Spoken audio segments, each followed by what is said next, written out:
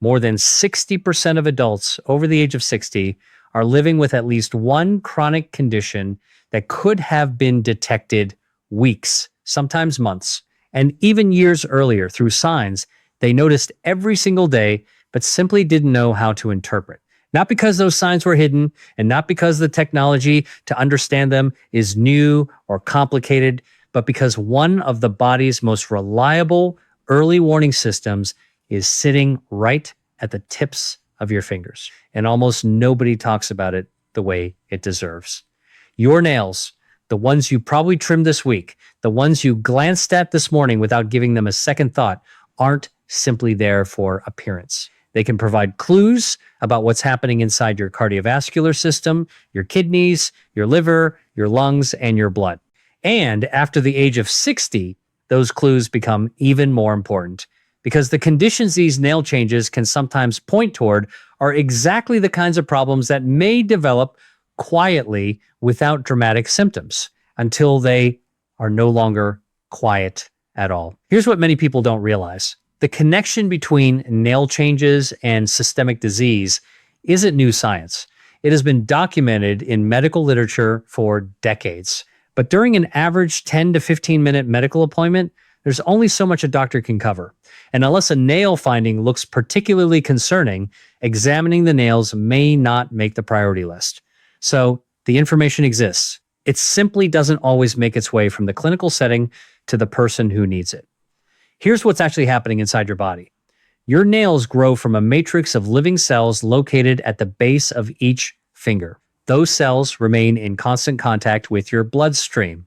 They respond to changes in oxygen levels, nutrient availability, protein concentrations, circulation, and inflammatory signals. All of these can shift when something inside the body isn't functioning properly. In a sense, your nails are always taking notes. And after 60, when circulation can become less efficient and the body's ability to compensate for internal imbalances may gradually decline, those notes become especially worth paying attention to. I've spent more than 20 years focusing on preventive health and the specific ways aging can affect the body after 60. What I want to share with you today is something that doesn't receive nearly enough attention, even though the clinical evidence surrounding these signs has been studied for many years. In this video, I'm going to walk you through 7 nail signs that can sometimes point toward important underlying health conditions. And I'll save the most important one for the end because it's the one that consistently surprises people. And it's the one I especially want you to know how to recognize. Before we get into the signs, drop your age in the comments right now and tell me whether you regularly pay attention to your nails or mostly ignore them, because your answer will be very relevant to what we're discussing. And if you find this kind of information genuinely useful, a quick like really does help me continue creating it. Now, to understand why these 7 signs matter, you need to understand a little about what your nails are made of and how they grow. Each nail is composed primarily of a protein called keratin, and it develops from a structure called the nail matrix, that crescent-shaped area just beneath the base of the nail. The cells inside that matrix are constantly dividing and pushing outward. As they do, they carry with them a record of the internal environment present when they were formed. Think of it somewhat like the growth rings of a tree, except instead of recording rainfall and drought, your nails can reflect changes related to blood, oxygen, protein status, circulation, and systemic inflammation. For someone in their 30s, the body generally has substantial reserves and compensatory mechanisms that can mask a great deal of internal dysfunction. That means the nails may not show anything obviously concerning, even when something is beginning to change. But after 60, those reserves can become thinner. Not because the body is broken, but because it has been working efficiently for 6 decades, and the margin for quietly compensating for problems becomes smaller. What this means in practical terms is that certain nail changes in someone over 60 can carry more clinical significance than the same changes in a younger person. Your doctor isn't necessarily ignoring these signs. In a busy practice, doctors often have to prioritize the most urgent, visible concerns.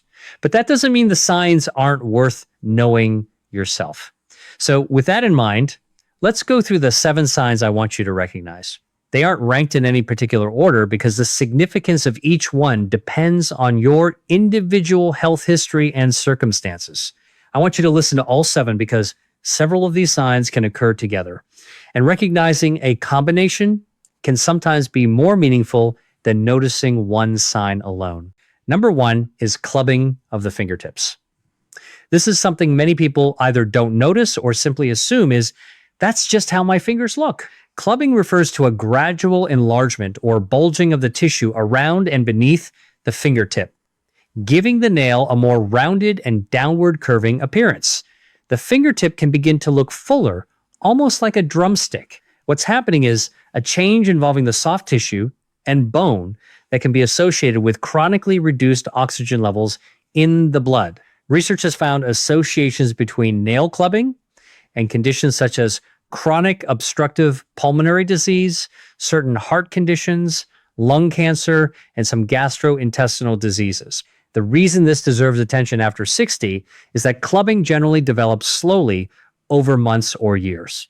That makes it incredibly easy for the person experiencing it to normalize the change because each individual step is so subtle.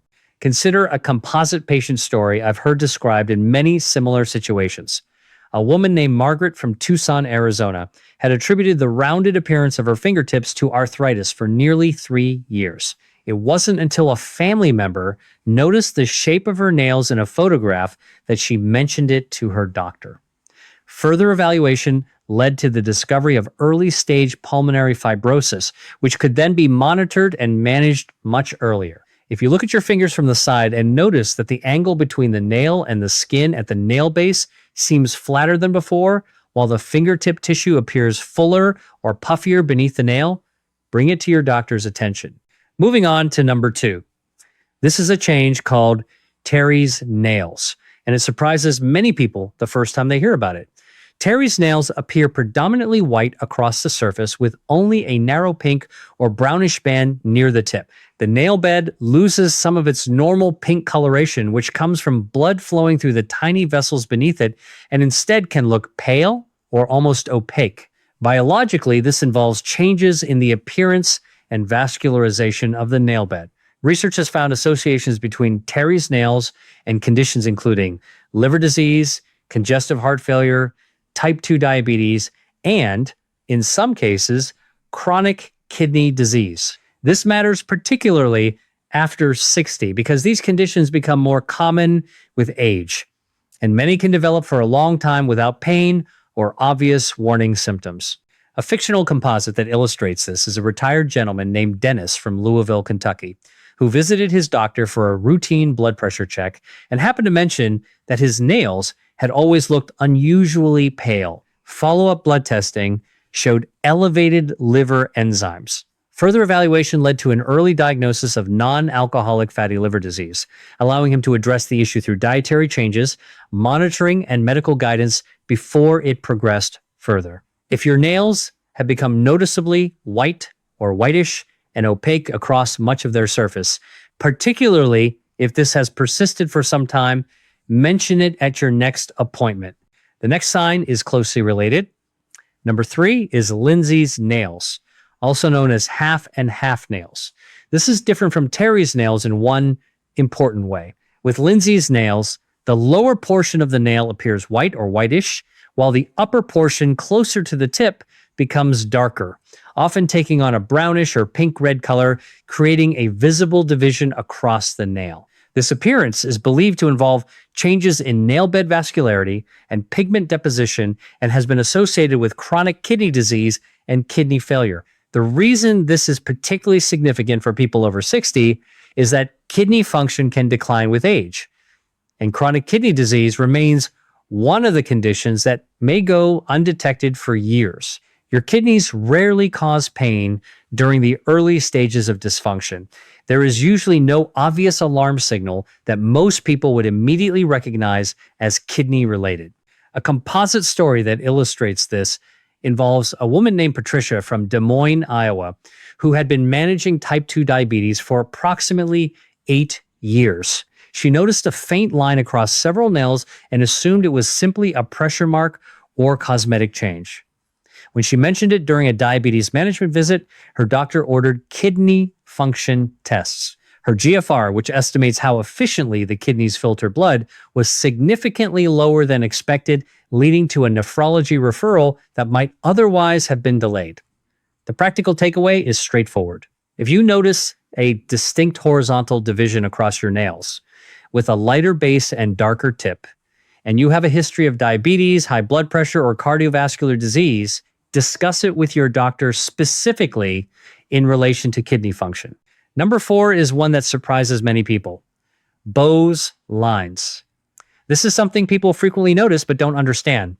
Beau's lines are horizontal grooves or ridges that run from one side of the nail to the other. They can look as though someone pressed a shallow indentation into the nail while it was growing.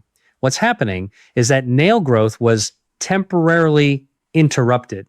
The cells within the nail matrix stopped dividing normally for a period of time, and the resulting groove marks where that interruption occurred. Research has associated Beau's lines with several significant physiological stressors, including severe illness, high fever, major surgery, chemotherapy, substantial nutritional deficiencies, and uncontrolled diabetes. These events can temporarily disrupt normal cellular division within the nail matrix.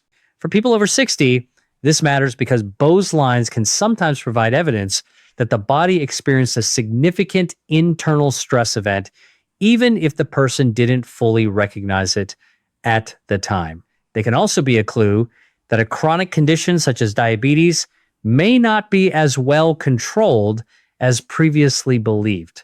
Another useful feature is that these lines can provide a rough timeline because fingernails grow at approximately 3 millimeters per month. A groove located about halfway down the nail may suggest that the event responsible for the interruption occurred roughly 3 to 4 months earlier. Stay with me here because this detail surprised me as well when I first began paying closer attention to it. If someone hasn't recently been seriously ill but develops multiple Beau's lines, it may be worth investigating blood sugar control and other possible causes. A practical first step is to note whether you have more than one groove. Multiple parallel lines can suggest repeated disruptions. Bring that observation to your doctor along with your recent A1C or blood sugar history. Let's move to number 5, because this one is especially relevant for anyone over 60 who has a history of heart or circulation problems. Number 5 is Koilonychia, more commonly known as spoon nails. Once you know what you're looking for, this change can be difficult to miss. Instead of following the normal slight downward curve of a healthy nail, spoon nails become concave. They curve upward around the edges and inward through the center so that a small drop of water placed on the nail may actually remain in the depression instead of rolling away. Biologically, this change can be associated with iron deficiency anemia, and research has connected spoon nails with low ferritin levels, which reflect the body's stored iron. For adults over 60, this is particularly important because iron deficiency anemia may have an underlying cause that goes beyond simply not eating enough iron. It can sometimes indicate chronic blood loss from the gastrointestinal tract, which can be associated with conditions ranging from ulcers and intestinal polyps to colorectal cancer. In other words, the nail change may not be about iron itself. It may be pointing towards something upstream that is causing iron to be lost or inadequately absorbed. We're now about halfway through, and the next few signs are ones I especially want you to pay attention to because they can easily be overlooked. A composite story involves a man named Richard from Portland, Oregon, who noticed that his nails had gradually become slightly scooped for several months. He assumed the change was related to wearing tight work gloves. During a routine physical, a complete blood count showed anemia. Follow-up evaluation, including a colonoscopy, found and removed 2 precancerous polyps. The lesson is important. If your nails are becoming noticeably concave or curved upward, ask your doctor whether checking iron and ferritin levels makes sense. And if those levels are low, without an obvious dietary explanation, make sure the underlying cause is investigated. Number 6 is called splinter hemorrhages. The name describes their appearance quite well. These are thin, reddish-brown or dark lines that run vertically beneath the nail and can look like tiny splinters trapped under the nail surface. They occur when small blood vessels in the nail bed rupture and leak. A single splinter hemorrhage following an injury or impact is generally not alarming, but multiple spontaneous splinter hemorrhages appearing on several nails, especially when there has been no obvious trauma, can sometimes be associated with a serious condition called infective endocarditis, an infection involving the inner lining of the heart. Research has also associated splinter hemorrhages with vasculitis, which is inflammation of blood vessels, as well as certain autoimmune conditions. The reason this deserves particular attention after 60 is that infective endocarditis, although uncommon, can become life-threatening if not treated promptly. Early symptoms can be surprisingly subtle. Fatigue, a mild fever, or aching joints that are easily blamed on aging or something else. Consider this composite scenario. A retired teacher named Carol from Nashville, Tennessee, noticed several dark vertical lines beneath the nails of 3 different fingers. She also felt unusually tired and achy. She had recently undergone dental work, which can be one potential route for bacteria to enter the bloodstream. Her daughter encouraged her to see a doctor, and blood cultures confirmed a bacterial infection. Early treatment with appropriate antibiotics led to a full recovery. The practical message is simple. If you notice multiple unexplained dark lines beneath several nails, particularly alongside an unexplained fever or feeling unwell, contact your doctor promptly. Don't simply assume it's cosmetic. Let me pause for a moment and ask you something. Have you noticed any of these changes in your own nails as we've gone through the list? Leave a yes or no in the comments. And if the answer is yes, tell me which one. It genuinely helps me understand which topics deserve more attention in future videos. Now we come to number 7, yellow nail syndrome. I told you at the beginning that I was saving the most important one for the end, and here's why. Yellow nail syndrome involves nails that develop a distinctly yellow or yellow-green color, grow extremely slowly, or sometimes stop growing, and often become thicker, harder, and more curved. In some cases, the nail can partially separate from the nail bed.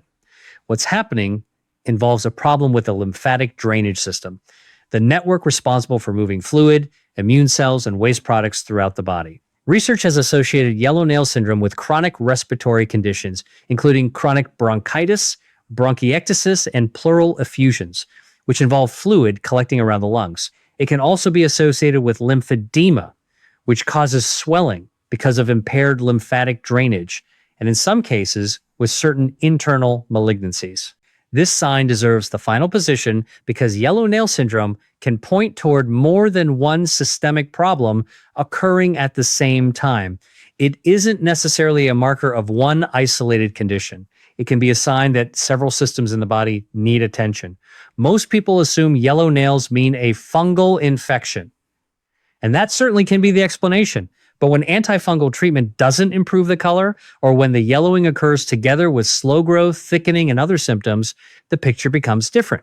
A composite case that illustrates this involves a woman named Barbara from Cleveland, Ohio, who had treated what she believed was nail fungus for more than a year with over-the-counter antifungal products without improvement. She also had a persistent cough that she blamed on allergies and mild swelling in her lower legs that she assumed came from standing too long. When all 3 symptoms were considered together by a specialist, imaging revealed a pleural effusion and lymphedema that required further medical investigation. The takeaway is straightforward. If your nails have remained yellow for a long time and haven't improved with appropriate treatment for fungal infection, particularly if you also have respiratory symptoms, persistent swelling, or unexplained fatigue, the situation deserves a thorough medical evaluation rather than simply trying another tube of antifungal cream. Now that we've covered all 7 signs, let me give you a practical framework for what to do with this information. Because knowing something and acting on it are two very different things. And I want to help close that gap. Start today with something simple. Examine both hands under good natural light. Look closely at the color of your nail beds. Are they normally pink, or do they look unusually pale, white, or yellow?